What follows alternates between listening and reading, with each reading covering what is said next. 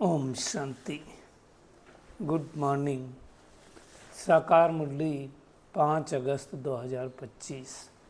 बाबा का मीठा मीठा पत्र हम मीठे मीठे बच्चों के मीठे मंथन के लिए। मंथन शुरू करने से पहले पवित्रता के सागर शिव बाबा की पवित्र भरी किरणों के नीचे बैठ जाते हैं और अनुभव करते हैं, मैं पवित्र स्वरूप आत्मा हूँ, पवित्रता के सागर की संतान हूँ।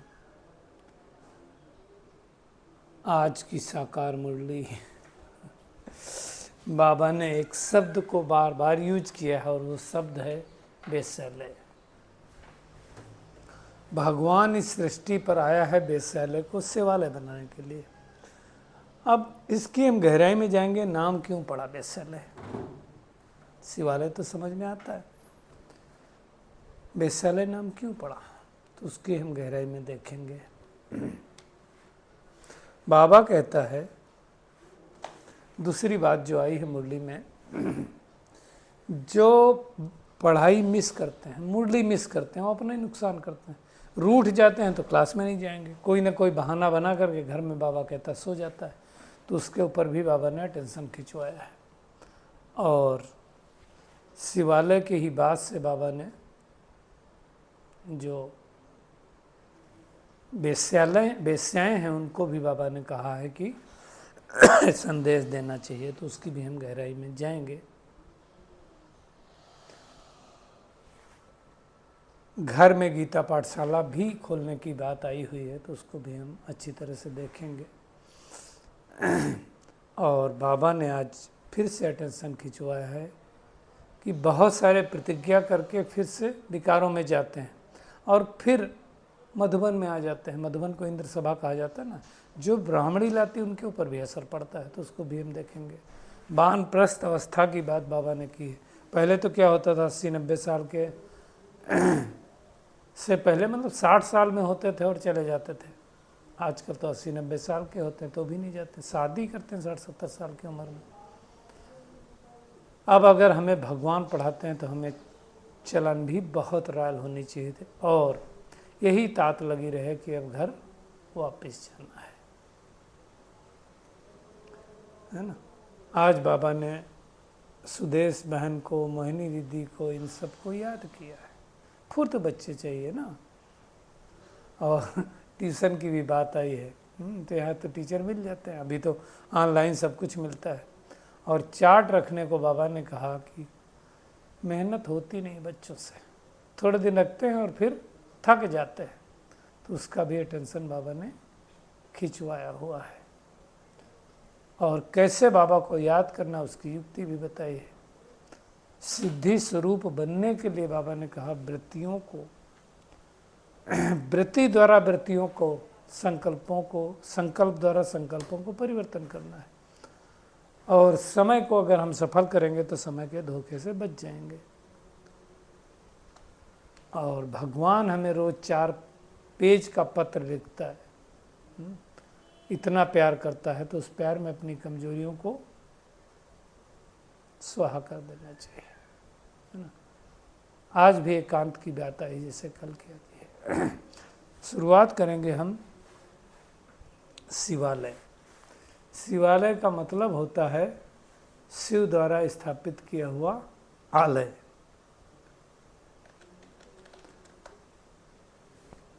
यानी परमात्मा निराकार शिव जब इस धरती पर आए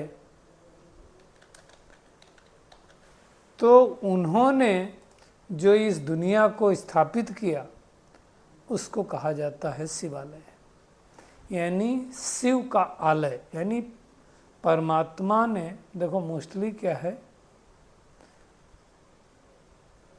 परमात्मा 3 धर्मों की स्थापना करता है, ये हम सबको पता है, ब्राह्मण, देवता और क्षत्रिय, है ना।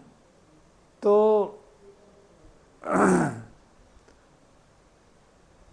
और उस धर्म का जब राज्य चलता है तो उसको शिवालय कहा जाता है। अब इसके साथ ही दूसरा एक शब्द आता है वेश्यालय।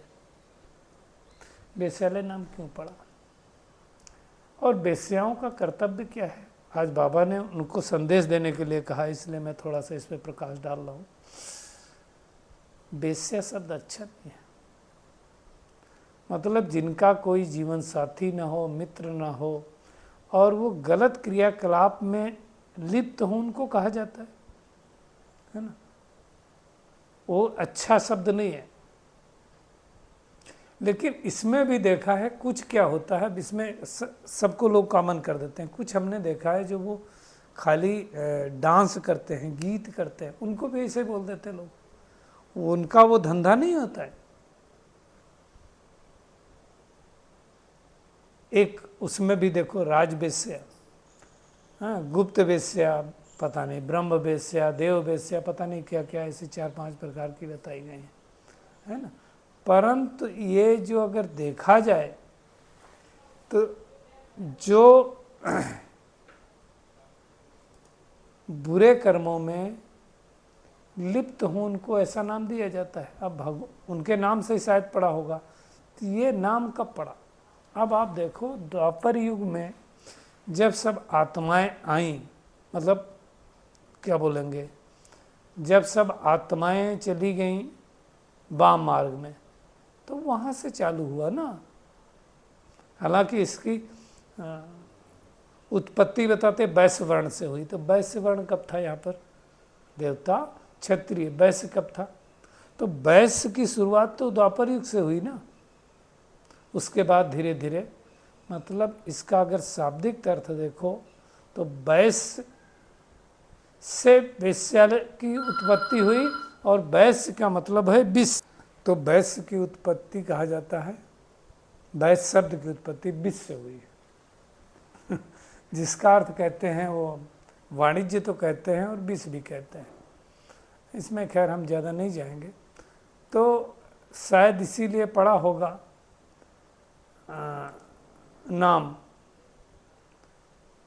है ना। तो ये नाम अच्छा नहीं है, और बाबा को ये नाम बिल्कुल अच्छा नहीं लगता है। बाबा आज देखो क्या कह रहा है कि उनको जा कर के भी समझाओ, उनको भी संदेश दो। अब और कि भगवान आकर के शिवालय की स्थापना कर रहा है और तुम शिवालय में जा सकते हो। अब ये बहुत बड़ी बात है। अब इसमें एक दिक्कत क्या आती है, दिक्कत एक ये आती है कि अगर मान लो उनको आपने ये ज्ञान दे दिया और वो सेंटर आने लगे, तो बहुत सारे लोग, जो आज बाबा ने उसका जिक्र भी किया कि बहुत सारे लोग क्या करेंगे, भाई इनके यहाँ तो ये आते हैं तो हम नहीं चाहें। क्योंकि ये ऐसा केस हो चुका है, एक जगह की बात है, मैं नाम नहीं ले सकता यहाँ पर। एक सेंटर पे कहीं हम सेवा करने के लिए गए थे, तो वो जो घर थे वो घर थे उनके जो साफ सफाई करते ना टॉयलेट की। तो अब उनके घर थे तो उनको ज्ञान सुनाया गया, तो ज्ञान जब सुना उन्होंने तो उनको अच्छा लगा। तो उन्होंने कहा कि, हमने कहा शायद उनसे कि आप सेंटर पे आओ, तो बोले हम सेंटर पे आएंगे तो बाकी लोग चले जाएंगे। तो निमित्त आत्माओं से पूछा हमने, तो उन्होंने भी कहा भैया यहाँ वो नहीं आ सकते, यहाँ आएंगे तो बाकी लोग चले जाएंगे। वही बात आज बाबा इनके लिए भी कह रहा है। तो फिर क्या कर सकते हैं। तो बाबा ने आज उसका उपाय बताया। क्या उपाय बताया, उनके लिए अलग खोल दो, कोई गीता पाठशाला खोल दो, कुछ ऐसा कर दो ताकि उनको भी ये ज्ञान मिल जाए। क्योंकि आज बाबा बार बार उनके बारे में कह रहा है। देखो भगवान है तो भगवान को तो सबके बारे में फिक्र होती ना।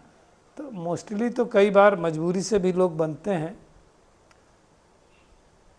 परंतु हमें कोशिश करके उनको, बहुत सारे भाई बहनें बाबा के बच्चों ने दिया, और कोई सच में अगर चेंज करना के लिए आना चाहता है तो मुझे लगता है उसको मना नहीं करना चाहिए। मेरी ये व्यक्तिगत राय हो सकती है।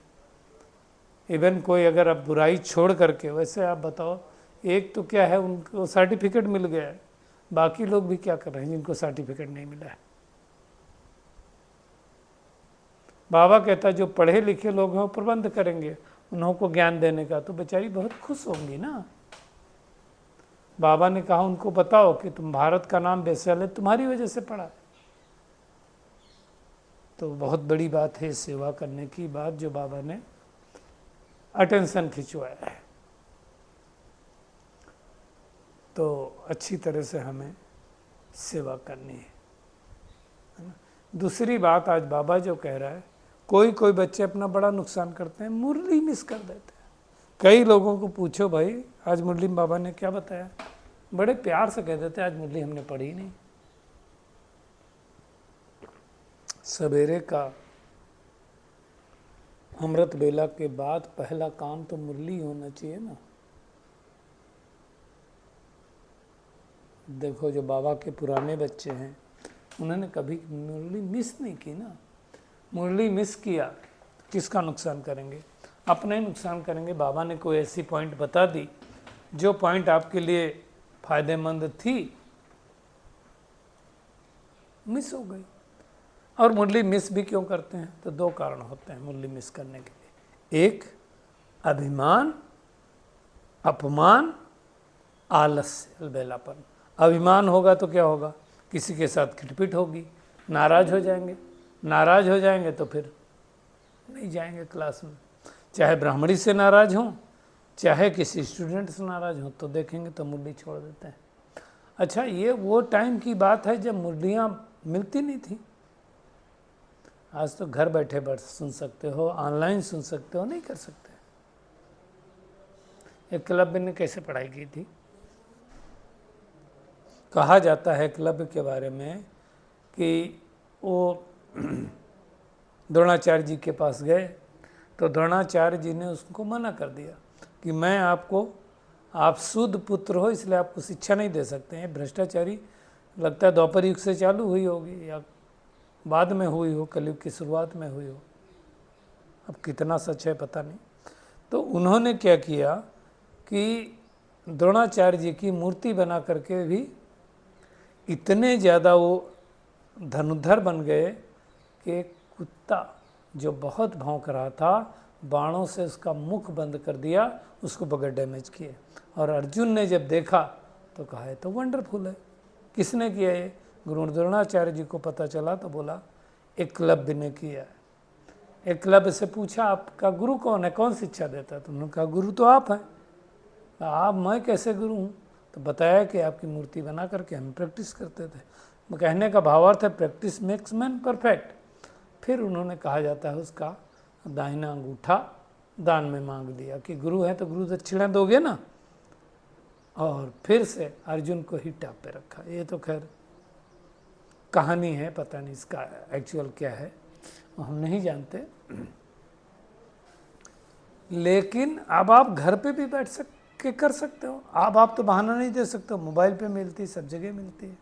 पहली बात तो नाराज नहीं होना है ना, तो बहाना तो कोई दे ही नहीं सकता कि हम मुरली नहीं सुनते। नहीं सुनेंगे तो नुकसान किसका, अपना नुकसान करते हैं। बाबा ने देखो क्या कह रहा है, हफ्ते में एक बार मुश्किल आते हैं, क्लास में आएंगे तो सुनेंगे ना।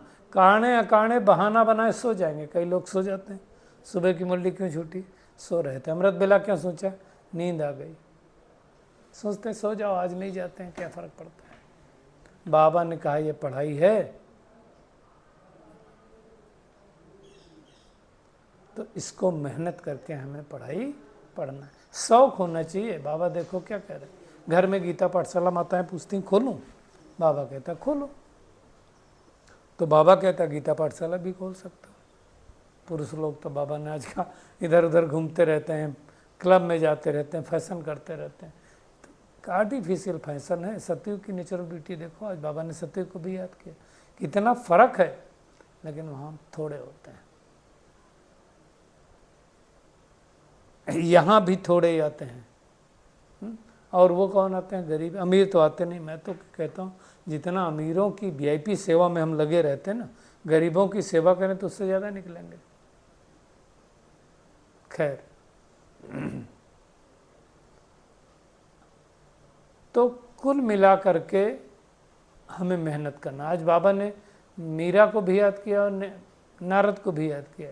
ये बहुत अच्छे भक्त गाए गए हैं, भक्तों में इन दोनों का बहुत नाम है।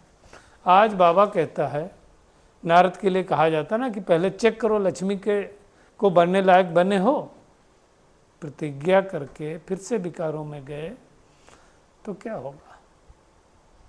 कई बार हमने बहुत सारी भाई बहनों को देखना है, मत करें ऐसा, ये बहुत बड़े पाप के अधिकारी बनेंगे। कई लोग बाबा से मिल लिए, मिलने के लिए कंडीशन होगी, पता नहीं जो भी हो, मिलने के बाद गिरे तो बाबा क्या कह रहा है, जो लेके आती है ना ब्राह्मणी, उसके ऊपर भी असर पड़ता है। इंद्र सभा है, दंड पड़ जाता है, इसलिए बाबा कहता है कच्चे को मत लो।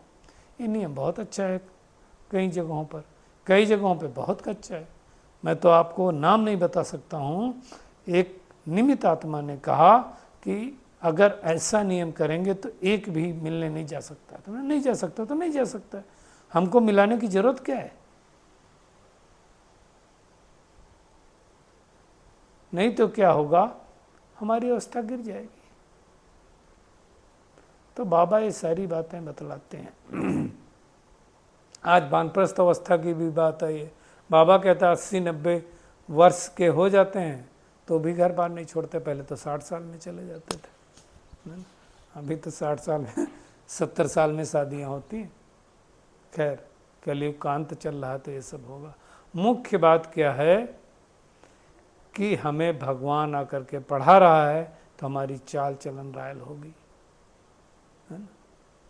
और उसके लिए ध्यान रहे कि अब हमें वापस घर जाना है, चेकिंग करना है अब हमारे अंदर कितना सुधार आया है। बाबा कहता है सर्विसेबल जो लाडले बच्चे होंगे उनको तो मैं नैनों पर बिठा करके ले जाऊंगा। अधमों का भी उद्धार करने की बहादुरी चाहिए। आज बाबा बार बार उसी पॉइंट पे घूम घूम के आ रहा है। जब कोई पॉइंट बार बार बाबा कह रहा है तो उसमें ज़रूर कोई ना कोई बात होगी। परंतु ये सब करने के लिए चलन भी तो अच्छी चाहिए ना, रायल होना चाहिए ना। पहले तो देखो साकार बाबा के टाइम 1 रुपया भी मनी ऑर्डर करके भेजते थे लोग, तो उसके एवज में मिल जाता था। बाबा कहता है ये ईश्वरीय यज्ञ जो चाहे सो लो, लेकिन यहाँ लेंगे तो वहाँ कम हो जाएगा। स्वर्ग में तो सब कुछ मिलना ही है ना। यज्ञ का खाएंगे तो क्या होगा, कई लोग खाते ज़्यादा हैं सेवा कम करते हैं, वो नहीं करना है। आज बाबा ने सुदेश दीदी और मोहिनी दीदी को भी याद किया। सर्विस का उमंग है। अभी मोहिनी दीदी तो आप देखो, अभी तो खैर हमारी एडमिनिस्ट्रेटिव हेड बनी, चीफ हैं, हाँ, अमेरिका की सेवा के निमित्त थी। सुदेश दीदी जर्मनी की सेवा के निमित्त थी। तो ये सब वो आत्माएं हैं। बाबा ने कहा इम्तहान के समय आता है तो जैसे क्या है, लोग ट्यूशन लगाते हैं। यहाँ तो कितने टीचर हैं, किसी से भी पूछो तो आपको ज्ञान मिल सकता है। प्राइवेट टीचर भी रख सकते हैं, यहाँ भी तो प्राइवेट टीचर रखना मतलब रखना तो है ही नहीं। किसी भी बाबा के बच्चे को बच्चे पूछते हैं तो जवाब दे के बताते तो हैं ही, तो प्राइवेट टीचर जैसे ही हो गया। बाबा कहता है पहले निश्चय पक्का कर लो कि हम आत्मा हैं। आत्मा समझ के परमात्मा को याद करेंगे तो विकर्म विनाश होंगे। आज बाबा देखो क्या कह रहा है, अंदर में रटते रहें तो भी बहुतों का कल्याण हो सकता है, परंतु चार्ट नहीं रखते, लिखते लिखते फिर थक जाते। थोड़े दिन रखेंगे फिर थक जाएंगे। चेक करो मैं आत्मा अब तमो प्रधान बनी हूं तो सतो प्रधानता की ओर कितना गई हूँ। बाबा देखो युक्ति भी बता रहा है। धंधे में कोई ग्राहक नहीं, याद में बैठ जाओ। ऑफिस में काम नहीं, याद में बैठ जाओ। बांधेली हो तो बैठ जाओ। आज बाबा देखो कह रहा है 10-20 वर्ष वालों से भी उच्च पा सकती हो। बांधेली माताओं के लिए कहा, तो हमें चेक करना है ना। लेकिन उसके लिए मोह की रगें तोड़नी पड़ेंगी ना। मोह होगा तो हम कुछ नहीं कर सकते। आज के वरदान पे आते हैं। श्रेष्ठ वृत्ति द्वारा वृत्तियों का परिवर्तन करने वाले सदा सिद्धि स्वरूप हो। देखिए दुनिया में जब सिद्धि किसी को प्राप्त करनी होती तो बड़ी मेहनत करते हैं। एक अवघड़ था तो मैंने उनको पूछा, अवघड़ मतलब समझते हैं ना, जो कुछ ऐसे लोग होते हैं जो नहाते धोते नहीं हैं, थोड़ा काले कपड़े पहनते हैं, थोड़ा गंदे रहते हैं और वो शमशान घाट वाट में जाते हैं, उनको शायद अवघड़ बोलते हैं, पता नहीं कुछ और भी नाम हो सकता है। तो वो लोग सिद्धि प्राप्त करने के लिए कहते हैं वो जो मुर्दा होता है, मुर्दा की खोपड़ी में चावल उबाल के फिर खाते हैं, पता नहीं, ऐसा करके बीच में मैंने सुना था।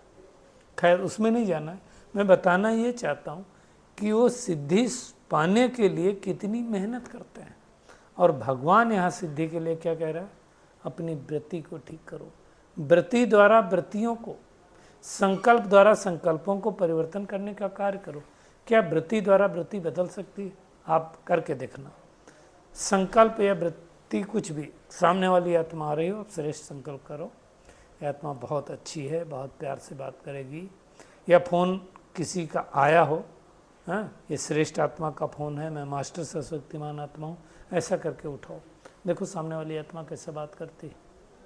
बाबा देखो क्या कह रहा है, संकल्प द्वारा संकल्पों को परिवर्तन करने का कार्य करो, इसकी रिसर्च करो। मेरा तजुर्बा है, आप सब कर सकते हैं। कितनी बार हम संकल्प करते हैं वो होता है। हालांकि ये मुझे नहीं लगता शेयर करना चाहिए कि नहीं। कई बार क्या होता है, जैसे बहुत सारे भाई बहनें नुमा शाम में जुड़ते हैं, अमृत वेला जुड़ते हैं, कोशिश करता नहीं हूँ, बट कभी आ गया संकल्प में। मान लो कोई एक आत्मा बहुत रेगुलर आती है और वो नहीं आई, कभी कभी ऐसा होता है ना, नहीं आ सकती, कोई काम हो सकता है, तो वो संकल्प अगर चल गया, चलना नहीं चाहिए, मान लो चल गया, मेरा भी चल जाता है, तो वो संकल्प करेंगे कि आज ये बहन या ये भाई नहीं जुड़ा, 30 सेकंड के अंदर जुड़ जाता है। तो मतलब क्या हो गया, संकल्प पहुँचे ना उस आत्मा को। अब ये कॉन्सिडेंस एक बार होगा, बार बार थोड़ी होगा, एक बार नहीं 20 बार हुआ है। तो बाबा वही कहना चाहता है, इसकी रिसर्च करो। और जब इस सेवा में बिजी हो जाएंगे तो सूक्ष्म सेवा स्वतः कई कमजोरियों से पार कर देगी।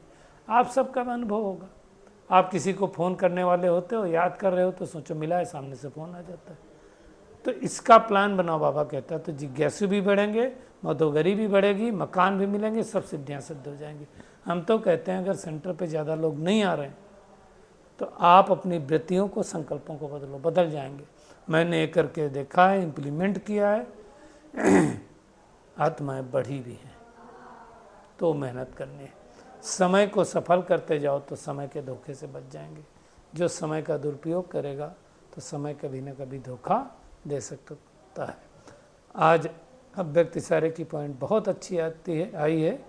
बाबा हम बच्चों से इतना प्यार है, जो रोज़ 4 पेज का बड़ा पत्र लिख के देता है, और हम बच्चे में से कुछ बच्चे ऐसे हैं जो 4 पेज का पत्र पढ़ने का भी टाइम नहीं, लिखने का टाइम है भगवान को, और तुम्हारे पास पढ़ने का टाइम नहीं। याद प्यार देता है, साथी बनकर साथ निभाता है, तो उसके प्यार में हमें क्या करना है, कमी कमजोरियों को कुर्बान कर देना है। परमात्मा प्यार में समाये रहो तो हद का प्रभाव नहीं पड़ेगा, है ना। जैसे कहते हैं घड़ा टूटा है तो घड़े को क्या करो, डुबो ही रखो, तो लीक नहीं होगा। वो कहते हैं घड़ा लेकर के जाता था भर करके माली, तो उसने कहा लीक हो जाता है।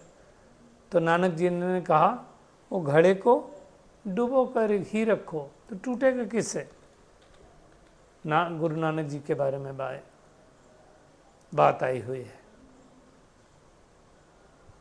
जब हमको बेहद की प्राप्तियां होंगी तो हम मगन रहेंगे। तो आज पूरी मुरली में टेक होम यही है कि हमें पढ़ाई का शौक रखना है, जितना एकांत में हो सके बाबा को बैठ करके याद करना है, रूठना नहीं, अपनी बहुत चाल चलन को रॉयल बनाना है।